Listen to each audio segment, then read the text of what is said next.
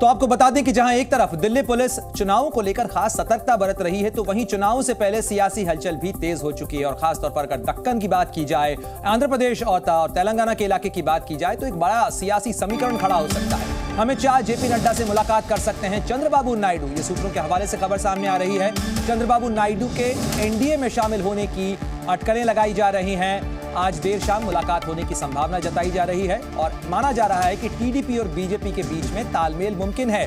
22 जनवरी को रामलला के प्राण प्रतिष्ठा कार्यक्रम में भी चंद्रबाबू नायडू को न्योता दिया गया था। चंद्रबाबू नायडू वहां गए भी थे और उन तस्वीरों से ही ये अटकलें लगातार तेज हो गई थी कि क्या एनडीए का दामन थाम सकते हैं चंद्रबाबू नायडू। इस खबर पर ज्यादा जानकारी के लिए सीधे रुख करते हैं, मेरे सहयोगी रविंद्र हमारे साथ जुड़ गए। रविंद्र, 22 जनवरी को जब अयोध्या के अंदर चंद्रबाबू नायडू नजर आए थे, तभी इन अटकलों को हवा मिलने लगी थी, लेकिन अब ये माना जा रहा है कि एनडीए के पाले में आ सकते हैं। एनडीए का हिस्सा थे एक समय में तमिलनाडु टीडीपी के नेता चंद्रबाबू नायडू, और एक बार फिर वो एनडीए के पाले में आ रहे हैं। क्या जानकारी मिल रही है और आज की मुलाकात को इस लिहाज से कितना महत्वपूर्ण माना जाए?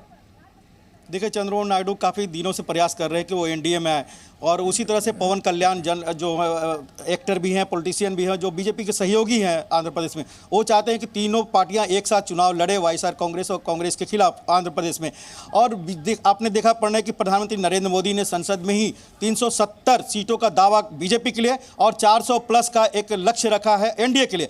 ऐसे में साउथ में टीडीपी एक मजबूत गठबंधन के तौर पर शामिल हो सकता है पार्टी, और इससे बीजेपी को ही फायदा। आंध्र प्रदेश में पिछली बार 2014 में बीजेपी को 7% वोट मिले थे उसके, लेकिन 2019 में 1% से भी कम वोट मिले थे बीजेपी के, यानी वहां पर बीजेपी खोने के लिए कुछ भी नहीं है। अब चुनाव भी नजदीक है, लोक संसद का सत्र भी समापन होने वाला है। ऐसे में वाईएसआर कांग्रेस का अब यहां पर बहुत ज्यादा समर्थन चाहिए नहीं, तो पार्टी को लग रहा है कि टीडीपी और पवन कल्याण के साथ जाकर वहां पर उसकी कुछ सीटें बढ़ सकती है और खाता खुल सकता है लोकसभा में।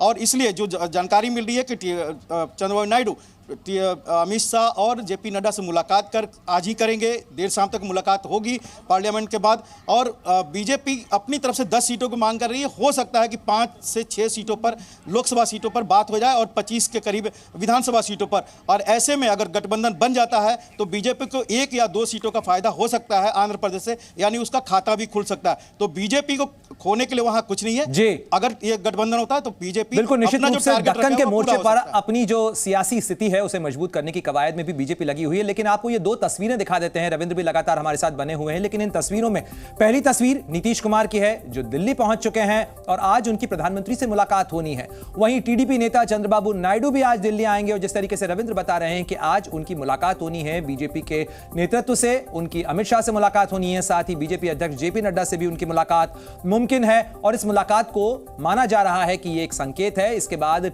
एनडीए के पाले में आ सकते हैं चंद्रबाबू नायडू। रविंद्र लगातार हमारे साथ जुड़े हुए हैं। रविंद्र, अगर इन 2 मुलाकातों की बात की जाए तो विपक्ष का खेमा, जो कि इंडिया अलायंस का दायरा बढ़ाने की बात कर रहा था, बाकायदा एक कमेटी बनाई गई थी कि किस तरीके से अन्य साथियों को भी जोड़ा जाए, लेकिन यहां जो कुनबा है वो बढ़ने की बजाय घटता नजर आ रहा है। जो संयोजक बनाए जाने की कवायद के अंदर थे नीतीश कुमार, वो अब एनडीए का हिस्सा बन चुके हैं। 12 तारीख को फ्लोर टेस्ट है, एनडीए की सरकार बिहार में बन चुकी है, और अब चंद्रबाबू नायडू का आना, ये इस लार्जर पर्सपेक्टिव में अगर देखा जाए एनडीए बनाम इंडिया अलायंस की, तो उसमें कहीं ना कहीं एनडीए जो है वो बढ़त हासिल करता हुआ नजर आता है।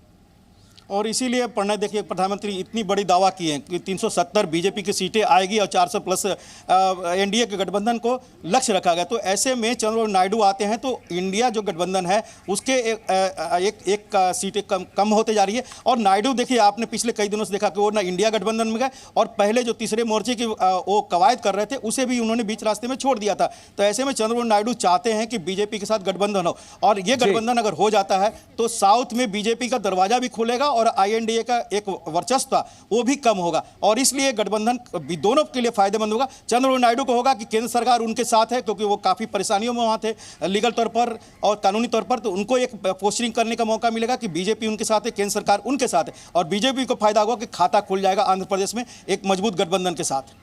शुक्रिया तमाम जानकारी के लिए रविंद्र। आप नजर बनाए रखें, इस खबर से जुड़ा जो भी अपडेट होगा वो सबसे पहले आपको जी न्यूज पे देंगे। जी न्यूज।